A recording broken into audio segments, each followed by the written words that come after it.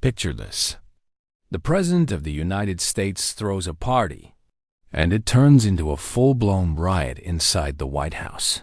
Furniture smashed, dishes shattered, mud on the walls. And the guests? They had to be lured out with barrels of alcohol. This isn't a movie scene. This actually happened. Welcome to the most chaotic presidential inauguration in American history.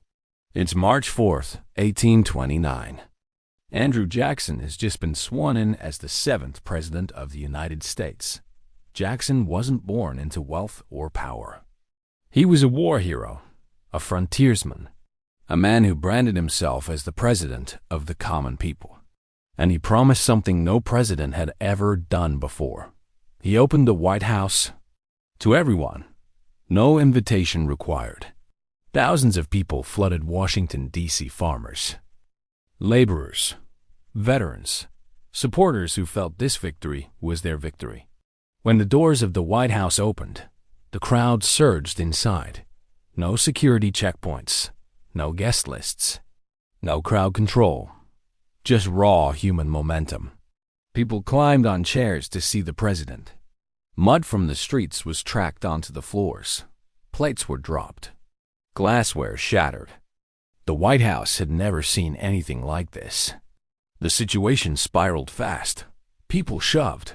Furniture was knocked over. Historical china broke into pieces.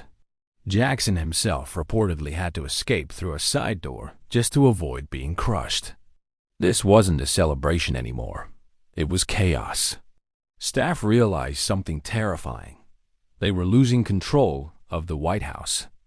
Then someone had a desperate idea. If the people wouldn't leave willingly, they'd be tempted out. Barrels of punch spiked with alcohol were rolled outside onto the lawn, and it worked. Like moths to a flame, the crowd followed the punch. One by one, the White House emptied. The party didn't end because it was over. It ended because it was moved.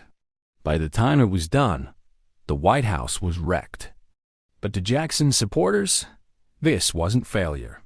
It was symbolism. The people had entered the house of power literally. Order would return. Rules would tighten. Security would evolve. But for one day, the White House belonged to the crowd. So the next time you hear that politics today is more chaotic than ever, remember this. There was a time when the president's inauguration turned the White House into a party so wild. They had to use alcohol as bait to make people leave. And the craziest part, this all started because the doors were open to everyone. Just imagine. What would happen if they tried that again today?